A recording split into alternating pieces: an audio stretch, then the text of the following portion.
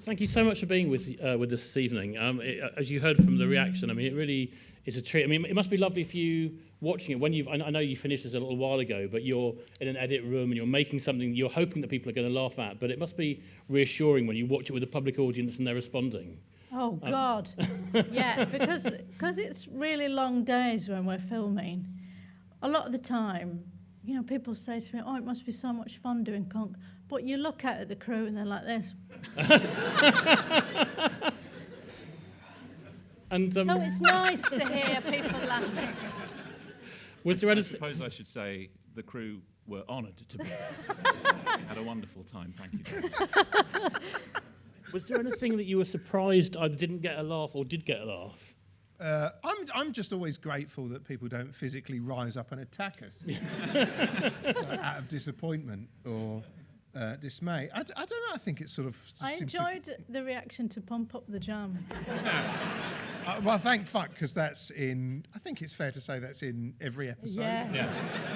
And it wasn't cheap to clear for Netflix either, so value for money. Well, I feel as if the song of the summer was Kate Bush's Running Up That Hill, this could well be the song of the autumn or the winter period, couldn't it? Yeah, I never tire of hearing it. It's genuinely. It's good, isn't it? I didn't really appreciate it at the time, but now. And I wonder, I mean, if we just go back, because obviously we've seen Philomena develop over a number of years, but going right back to the very, very start in terms of when, I mean, was it Screen White when we first saw her? Weekly White? Weekly White. Weekly White. Yeah. Getting my wipes mixed up. Oh, that's easily done. It is easily done. Hygienically risky. And was the part written before it was cast, or did Diane come in? How did that work? It was, so we had a character, Barry Shitpeas. And he's here tonight. He's here tonight. Where is he? Al Campbell. There he is up there. Stand up.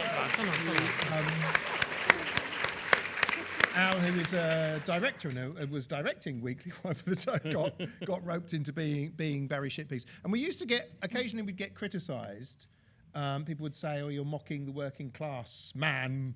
And that's just how Al speaks. It's just the way he speaks. He's the only director in British television who doesn't sort of speak like this. Pretty much, and anyway, so we were like, well, let's get what we should do. We should balance the Barry Shitpeas character by having a middle class character. This was the original idea, and so that was the name Philomena Cunk we came up with, and the idea was that she was a cupcake blogger. I think was the idea at the time, and we got various people auditioned. One of whom was Diane, and I think you said, can I just do this in my... Yeah, because I practiced it at home. I really wanted the job. And I tried doing it, you know, quite posh. And it still worked because it's the writing's really funny. But I just wanted to try it in my own accent. And for some reason, there's something about the accent. It's probably because it's so flat. It just works. So I plucked up the courage to ask in the audition if I could do it in my own accent. What was it about the character Philomena Cunk that kept you wanting to return to it? I mean, well, we had a slot to fill every week. You know, there was that. No, I genuinely... Cunk on Shakespeare and Cunk on Britain, and, you know. They were one of my, certainly I think we could tell very quickly that, you can sort of, I'll say something nice about you even though you're here. Yeah, go on. You can kind of give Diane something to say and she'll make it 10 times funnier than it is. If you're doing it, so it sort of makes That's the nicest thing you've ever said to me. It's being filmed as well. So. No, shit. Didn't realise that bit.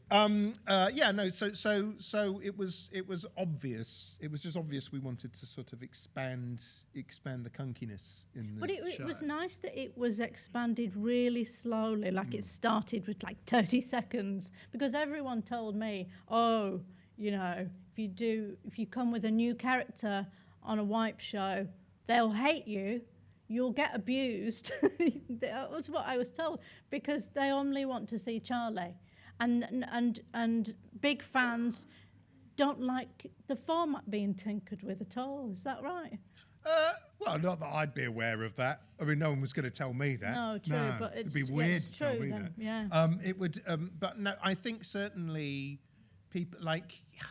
from my perspective, it was like using Barry and Philomena it was just a different way into topics often, and it was and you could get like we could get quite sharp commentary in the guise of these idiots, and then so expanding that to give Philomena her own section felt sort of obvious. I can't remember if we did it. Did we do it first with the election one, or I think it was. We started doing Moments of Wonder, and from the off we got her to go out and interview experts and ask them stupid questions like where is the time in a clock? Questions like that, and it was just, and we were just sort of really laughing in the edit, which is always a good sign. And Sam, I mean, I guess having a bit.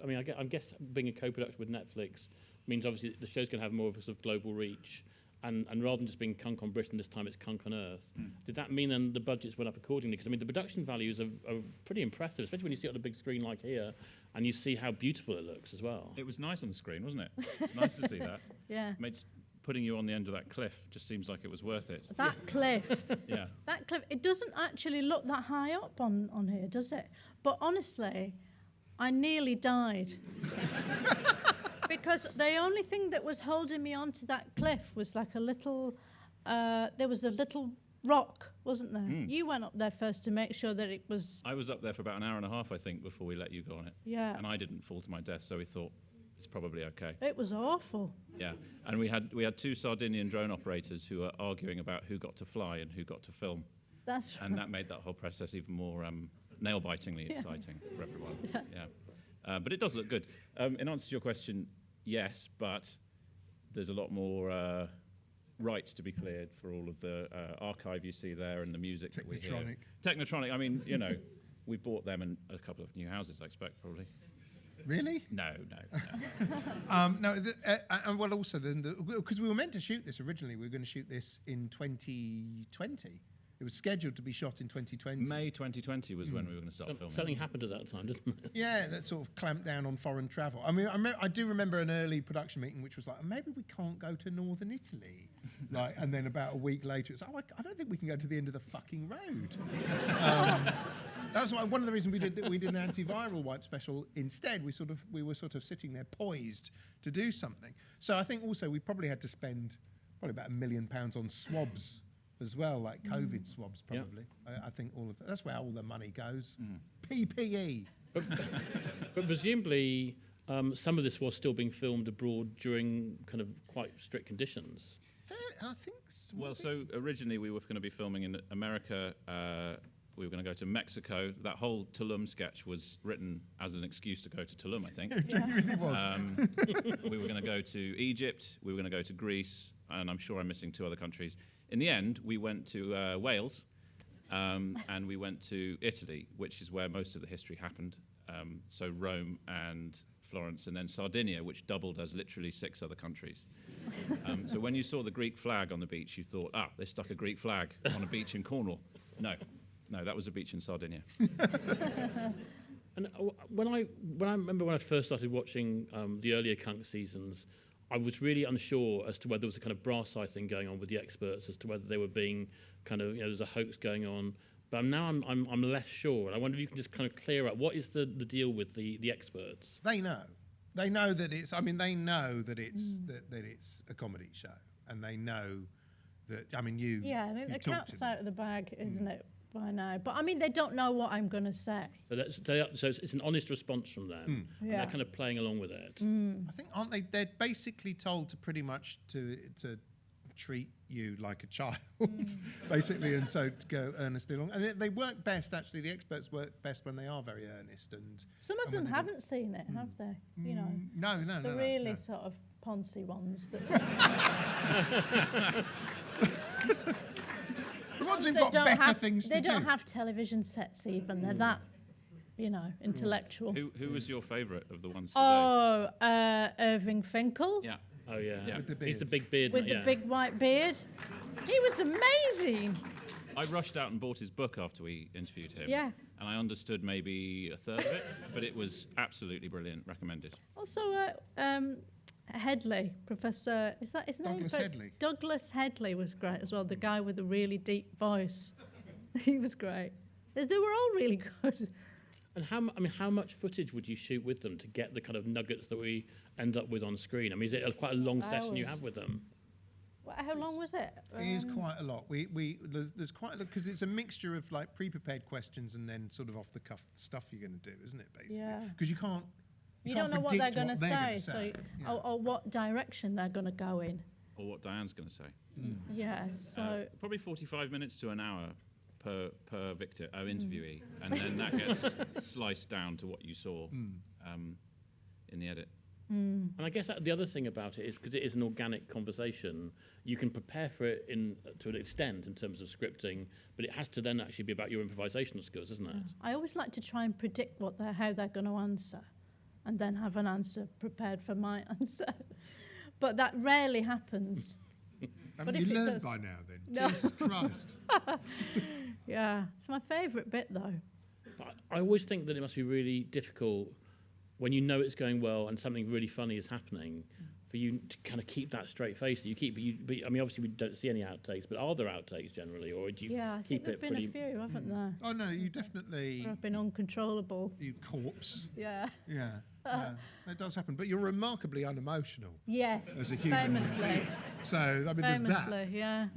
And in terms of the kind of boundaries about what you can, I mean, obviously, you know, the second episode we watched today was a religious episode, and obviously you had the gag with the music and stuff taken out, but obviously Netflix has a global reach as well. I mean, do you have any kind of concerns about did you have concerns about what you could or couldn't show, and even just Christianity, you know, I guess has got enough people who might be kind of offended.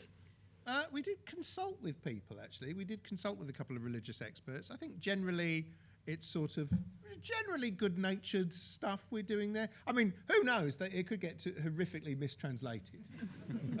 That's the thought that keeps me awake at night. I guess there's some controls that people could sort of put over that, I guess. Just in terms of obviously what you're saying, it's so authentic. It feels very authentic as a show. I mean, I guess in a way, the kind of top accolade would be if somebody watched the program thinking it was a sort of serious kind of historical piece, or still sort of Quite Reithian, documentary. Yeah, you genuinely learn things from it in a weird way. There's a few facts in there. Oh There's yeah, I've learnt loads from it. Yeah, I did. I was reading like the Dummy's Guide to World History. There's loads of stuff I didn't know. So you do sort of learn some things. I mean, quite a few people did tune into. It'd be interesting to see what. I mean, I don't know what international viewers will make of it, because obviously people in the UK are probably Yeah, I familiar. never thought of that. Oh my god. They'll just probably take it at face value. Yeah. Yeah. How 'Cause will the American episode go down in America? the American episode, I can't imagine going. There's a whole episode about like the birth and history of America, which I can't imagine will go down that well. But are you sort of balancing kind of historical fact? I mean, are there sort of research people working away to kind of give it that sort of edge, or is it just? Yes, there's a lot of research. So we try to make it so if we get something wrong, it's on purpose. But yeah, there's fact checking, isn't there? There's definite fact checking. It's quite difficult to sort of do, because we did. I remember with Cunk on Britain, we were like, it's quite challenging to do the entire history of a nation and know what to leave out. Do you know what I mean? Is it like, and so on this, obviously, we're doing the entire history of Earth. It's surprisingly difficult to do that in several half hours. I've forgotten how many episodes there are now. 5, 6, 5. It's 5. It's 5. It's 5 fucking half hours. And I said 6 at the start as well, so I let you down badly there. I know. You had to go and 5 create another one there. 5 half hours, the entire history of Earth, up to, where do we go up to sort of virtual reality, basically. So we go from, Huge accomplishment. well, let's wait and see. Yes. One of the most kind of notable moments in I think it's the second episode, is when Diane, you're kind of you're recreating a kind of medieval feast in a castle, and it looks, unless I'm mistaken, that's one take. Is that right? God. Yeah, that bit. That was. Yeah, it was quite difficult to do that. I bet it was. But to learn, and then choreographing it in the castle. Some credit to Christian Watt and Pete Rowe, the director and director of photography, who, Diane did an amazing job, and we also then had Pete on his Ronin, Running around. essentially having to do the same choreography that Diane was doing. Did it work? I'd gone to the toilet. I think it's an incredible sequence, actually, isn't it? And it People worked. go, oh, yeah, it's impressive, isn't it? You've learnt a lot of lines there. It's not a real job, though, is it? No. How long did it take to do it? Can you remember? What, to learn it? Well, Or to film that to film the piece? whole thing, that sequence. Oh, what was all day, wasn't it? Was it? Felt like all Half It day. was a an day? afternoon. It was a definite afternoon. It was a long afternoon. I remember seeing a little preview of it on an iPhone. Like, I seem Yeah. to remember that. Yeah. Yeah. That's right. We You sent just you. replied, no, do it again. I did not say that. I think Charlie, in the past, you've described Philomena Cunk as being an absence of character, or having an absence of character. I think that's interesting as well, in the sense that she's. I mean, I imagine from a writing point of view that must be quite difficult, because there's no kind of backstory there that you can kind of refer to or respond to very often. Well, there's definitely a Cunk universe, isn't there, that mainly consists of sort Friends. of petty concerns and her mate Paul. Yeah, I was going to say. Like, your mate Paul has a terrible life. Those are some of my favourite bits. Like, in terms of writing, I quite like thinking up horrible things that have befallen Paul. It's difficult, isn't it? Because Philomena she's sort of on some unknowable level, like a horse or something. Do you know what I mean? There's something. It's hard to know what her inner life is. Or is that just me? Yeah, I've sort of got a vague idea of what her life is. You know, I think you have to play it. I wouldn't say it was an absence of character. Is that rude of me? No, I could tell you were just talking, weren't you, when you said I probably something just to said something that say. sounded clever. Yeah. Panic. I panic. Panic, yeah. Could you ever imagine a world where you kind of did a sort of Alan Partridge and kind of expanded the universe further and followed Philomena in her life and so forth? We did discuss that. Oh, yeah, we did. There's been discussions. We've had discussions about things, other formats isn't the right phrase. Our formats that Yeah. you could see Cunk in. No, we've discussed it, haven't we? We've discussed. Oh, yeah, we discussed it, yeah. And when you're deciding, the topics for what the themes for each show are going to be, do you try and kind of keep them quite loose, or are there some that you've still got up your sleeve for future episodes, or? Oh, I think there's a sort of there's an endless well of stuff that Philomena could dig into. And there's constant new stuff happening in the world.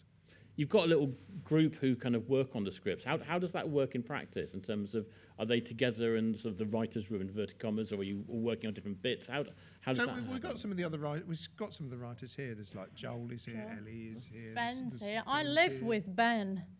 And Sounds very cosy. when he's not a flatmate, he's my partner. But when he's writing it, sometimes he will follow me around the house asking me questions and just write down what I say. So that's you writing it then? Yeah. Well, sometimes we'll have writers' rooms where we'll sort of sit around and there's a list of topics and we go through them all and we discuss them, basically, don't we? And we come up with extra gags. And sometimes people are sitting, especially during the pandemic, people were sitting remotely, crying at their desks and emailing material. So then how else does it? And then Well, there's a bit of writing that happens in the edit, I think it's fair Yeah. to say, as Yeah. we take those very long interviews and the other elements and Yeah. crunch it all down. And then Charlie in the edit will join the dots and shuffle the pack a bit. The edit is one of my favourite bits, actually, even though it's because it can be bewildering because you've got hours and hours of stuff that you're trying to chop down, but it's the most important draft of the script. But it's so it's a bit of a free for all, and then obviously whatever's coming out of your brain. And the location work itself, that is all firmly scripted and it's kind of in stone pretty much, or is there still room to sort of move things around a bit on location as well? There's extra sort of things that happen that aren't necessarily. So I think there's little grace notes and things that you'll add, aren't there? There's Yeah, bits of because we'll business. notice things, won't we? Sometimes. I remember, especially on Shakespeare, Yeah. there would be things that we'd go somewhere and we'd notice things and we'd go, oh, we could use that. Why don't we get a banana and I'll do this bit. Or there'll be a thing and we'll incorporate it. I think that's always nice when you always come up with things that you would never have, written otherwise, and that really work sometimes. And bearing in mind, it's kind of, even if it's sort of pseudo fact based, imagine learning the lines actually feels like it must be more difficult than if you're just doing a kind of a different kind of show. I mean, is there a Yeah, because often you're working with other actors and their lines will cue your lines, so it's sort of easier to learn, whereas this is just like a massive monologue.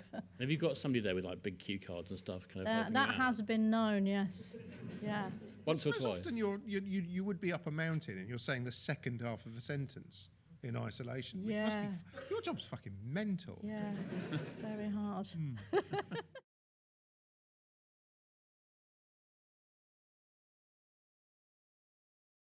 Yeah, they do. We just cut it out. No. Some of them, it's we have to stop for quite some time.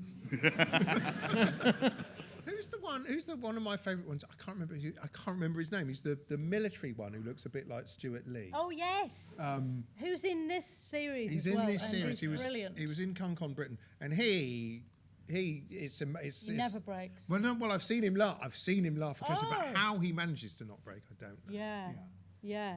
He's brilliant. It's a lovely moment with, I think it's Professor Kate Cooper, where you get her to look at the camera and say that, that Jesus is like, what was it, the first victim of celebrity cancel culture. Oh, yeah. And she does look genuinely kind of quite bewildered and even a bit upset by the whole prospect. Yeah. I think she was definitely bewildered that she didn't know that question was coming. So yeah. But it's just the fact you just actually made her just say it to the camera. It was, Remember, there is a moment in this season of an expert laughing that we left in. Yes, there is. Yes, there is for the first time. Yeah. First Also, time. Brian Cox was a big laugher as well. He was, he Never stopped.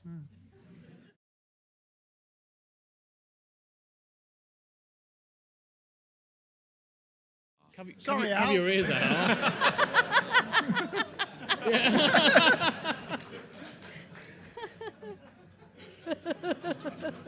Awkward. Well, I think it made sense that Philomena would be the one who would present a historical documentary series. I think that's it. And also, Al was busy fucking directing the show often. That's probably why. Yeah. I mean, she's pretty good. As opposed to, yeah. So, As opposed to...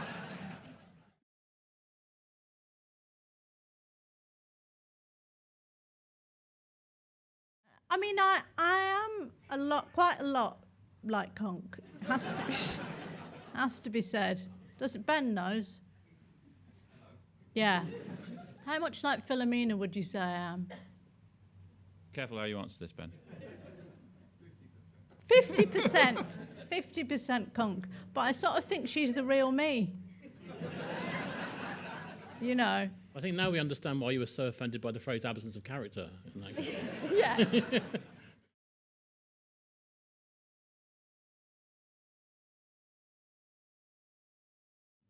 Different hair.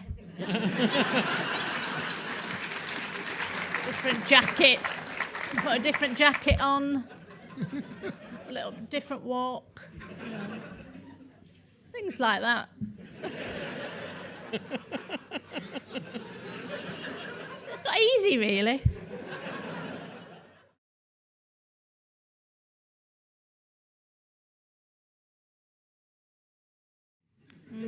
I mean, that says it all. No, I think it's probably. I don't know that it's harder. I think it's just probably more depressing. Probably more depressing. That's the honest answer, isn't it? It's probably more depressing writing about the state of the world because it's depressing. But I think it's sort of fun doing something like this, which is predominantly stupid. Rather than it is sort of bewailing the... I'm glad I'm not doing a topical show, like a series right at the moment, because I'd probably be crying for 30% of it, which would be... Because you did with the Trump one, didn't you? You had a bit of a breakdown. I did have a bit of a breakdown, yeah. On camera, pretty much. So, yeah, I mean, I don't really know the... Has that answered the question? suppose there's some topics, sort of, some subjects are better for Cunk, aren't they? Like, Yeah. you know, some work better and some... Some do. It tends Like to the be Christmas the one, I heavyweight always think the Christmas one didn't quite work as well because because... it's not quite weighty enough as a thing. Yeah, it's not weight. It needs to be weighty. But doesn't it? Yeah. you mean the birth of Christ Yeah. is of little import Yeah. as far as you're concerned. That's what you've just said. Yes.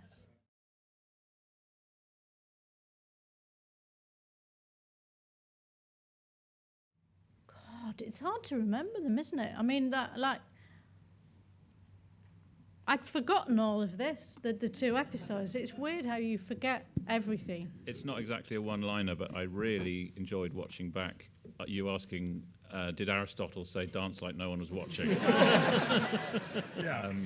And yeah, that was lovely. I suppose, did the expert get the one-liner on that? She got the punchline? Anyway, it's lovely. But I think you're right in that it's sort of moments like that, really, rather than... I mean, there are lots and lots and lots of...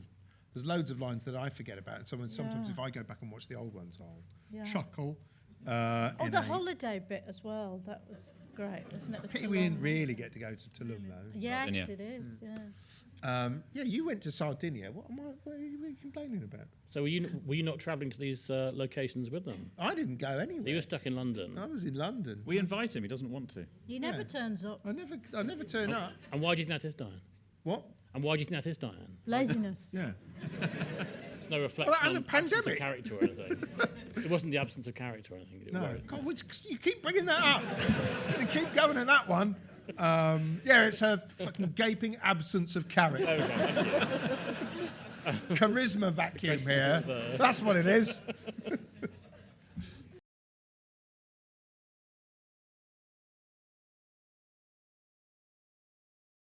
I think those are the best ones in a way. It is because it is interesting. Like there was that's the one about the clock. Was like when you wind a clock. What was it? When you wind a clock, how do you get the? Oh no, it's where is the money Where in a does the coin? time go? Yeah. Oh, right, yeah. Where is the money in a coin? Is actually quite a good question. Yeah. Thinking about it now. I really like those ones which make your head feel a bit weird as you're trying to walk through the Because logic. if you have to deliver it, you sort of have to make sense of it for yourself, because they might go, "What do you mean?" And you have to say, "Well, you have to think it through a little bit." They're kind of big questions that a child might ask that you have no answer for, but they're valid questions, and that makes, it's fun to see them struggle, isn't it? Yeah. Trying It's to answer really the fun. impossible questions.